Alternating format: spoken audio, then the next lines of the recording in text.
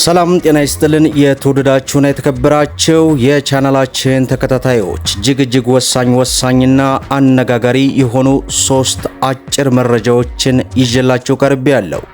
ከዚህ ጋር ተያይዞ እንግዲህ የመጀመሪያው መረጃ እጅግ በርካቶቻችሁ በጉጉት የምትጠብቁትን የፊንቴክ ኢንቨስትመንት እንግዲህ የ950 ሺህ ብር ቅድመ ክፍያ የመኪና ባለቤት ይህንን በተመለከተ ከሰሞኑ እንግዲህ አርቲስቶች መያዛቸው ታውቋል። ከነዚሁ አርቲስቶች ጋር እንግዲህ በተያያዘ በዚህ ሰዓት የፌዴራል ፍርድ ቤቱ ውሳኔ አስተላልፏል። የውሳኔውን ሙሉ ዝርዝር ይዤላችሁ ቀርቤያለሁ።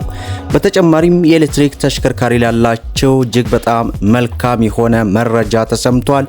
ይህንንም ወደ እናንተ እናደርሳለን።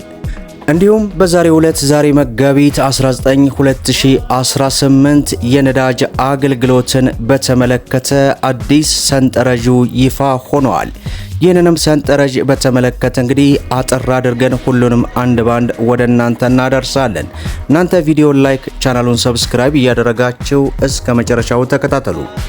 እንግዲህ ክቡራን ተመልካቾቼ የፊንቴክ ኢንቨስትመንት የግል ድርጅት መስራችና ባለቤት የሆኑት ዳንኤል ዮሐንስና ግርማይ ገብረ ሚካኤል የተባሉ ተጠርጣሪዎች ታዋቂና ተጽዕኖ ፈጣሪ ግለሰቦችን በመጠቀም ከ1200 በላይ ዜጎችን በማጭበርበር ከ1.7 ቢሊዮን ብር በላይ ጉዳት በማድረሳቸው ፖሊስ በ19 አይነት የተለያዩ ወንጀሎች ምርመራን አጣርቶ ለአቃቢ ሕግ በመላክ ክስ እንዲመሰረትባቸው ማድረጉን ገልጿል።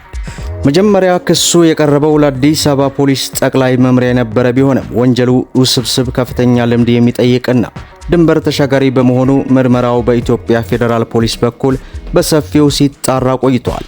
በአሁኑ ወቅት ተጠርጣሪ ዳንኤል ዮሐንስ ክስ ተመስርቶበት በማረሚያ ቤት ሆኖ ጉዳዩን እንዲከታተል እየተደረገ ሲሆን፣ ሌላኛው ተጠርጣሪ ግርማይ በቁጥጥር ስር ለማዋል ክትትል እየተደረገ ይገኛል።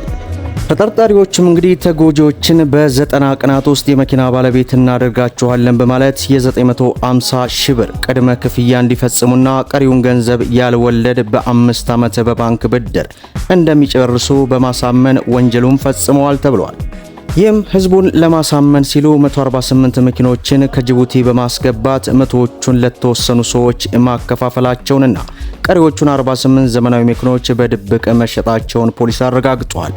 በተጨማሪም 350 መኪኖች ወደ ሀገር ውስጥ መግባታቸውንና 400 መኪኖች ጅቡቲ ወደብ መድረሳቸውን የሚገልጽ የሐሰተኛ መረጃ ለተጎጂዎች ሲሰጡ እንደነበረም በምርመራው ታውቋል።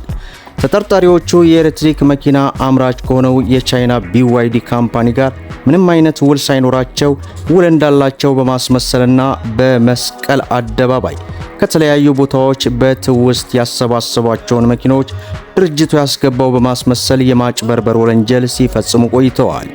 እንዲሁም በጅቡቲ ድርጅት በማቋቋም መኪኖችን በ10% ቅድመ ክፍያ ተረክበው ቀሪውን 90% ክፍያ ሳይፈጽሙ ጅቡቲ ላይ መልሰው መሸጣቸውንም ምርመራው አረጋግጧል። ፖሊስ እንዳረጋገጠው ተጠርጣሪዎቹ ከእያንዳንዱ ተጎጂ ለቅድመ ክፍያ፣ ለመንግስት ታክስና ለቻርጅ ማሰሪያ በሚል በአጠቃላይ 1,365,000 ብር መቀበላቸው ተገልጿል። ይህ በእንዲህ እንዳለ በዚህ ሰዓት የወጣው መረጃም እንግዲህ እጅግ በርካታ አርቲስቶች የገቡበትን ጉዳይ በተመለከተ እነ ሰለሞን ቦጋለ፣ ሰላዊት ፍቅሬ፣ ዳንኤል ተገኝ፣ አብርሃም ግዛው፣ ይገረም ደጀኒ፣ መንሱር ጀማልና ካሊድ ናስር በቁጥጥር ስር መዋላቸው የተገለጸ ሲሆን በዛሬው ዕለት እንግዲህ ፍርድ ቤቱ በእነዚህ ግለሰቦች ላይ እስከ መጋቢት 30 ቀን 2018 ድረስ የጊዜ ቀጠሮ ፈቅዷል። ይህ ውስብስብ ወንጀል ተጣርቶ ክስ እንዲመሰረት ከፖሊስ ጋር በትብብር ለሰራው የፍትህ ሚኒስቴርና መረጃ ሲሰጥ ለነበረው ማህበረሰብ ፖሊስ ላቅ ያለ ምስጋና ማቅረቡን የኢትዮጵያ ፌዴራል ፖሊስ ለኢቢሲ በላከው መግለጫ ማሳወቁን በዚህ ሰዓት ተመልክተናል። በሌላው መረጃችን ከነዳጅ አቅርቦት ጋር በተያያዘ በዛሬው ዕለት እንግዲህ ይህንን አዲስ መመሪያ ይፋ መደረጉን ተመልክተናል። ቅዳሜ መጋቢት 19 ቀን 2018 በአዲስ አበባ ከተማ በሚገኙ የነዳጅ ማደያዎች አገልግሎት የሚሰጡና በማደያዎቹ በመሰራጨት ላይ ያለው የተሽከርካሪዎች ናፍጣና ቤንዚን አቅርቦት መጠን መረጃን በተመለከተ እንግዲህ የአዲስ አበባ ከተማ ንግድ ቢሮ በዚህ ሰንጠረዥ አሰራር መሰረት ተግባራዊ እንዲደረግ ይፋ መደረጉን በዚህ ሰዓት ተመልክተናል። እናንተ እንግዲህ ይህንን መረጃ ስክሪንሾት አድርጋችሁ አስቀምጡት። እኛ ወደ ቀጣዩ መረጃ እንለፍ። በሌላው መረጃችን የኤሌክትሪክ ተሽከርካሪዎች ያላቸው እጅግ በጣም መልካም የሆነ መረጃ ወጥቷል። በተለይ የኤሌክትሪክ ተሽከርካሪ ኖሯችሁ በቻርጅ ምክንያት እንግዲህ ብዙዎቻችሁ ስትቸገሩና ስትሰቃዩ ለነበራችሁ በዛሬው ዕለት የኢትዮጵያ ኤሌክትሪክ አገልግሎት በመላ ሀገሪቱ የኤሌክትሪክ ተሽከርካሪ ቻርጅ ማድረጊያ ጣቢያዎችን እየገነባ እንደሚገኝ አስታውቋል።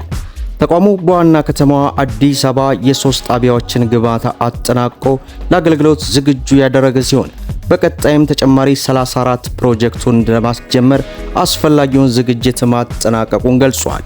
በዚህም ወቅት በኢትዮጵያ ውስጥ እንግዲህ ከ140 ሺህ በላይ የኤሌክትሪክ ተሽከርካሪዎች ቢኖሩም የቻርጅ ማድረጊያ መሰረተ ልማት እጥረት ትልቁ ፈተና ሆኖ ቆይቷል።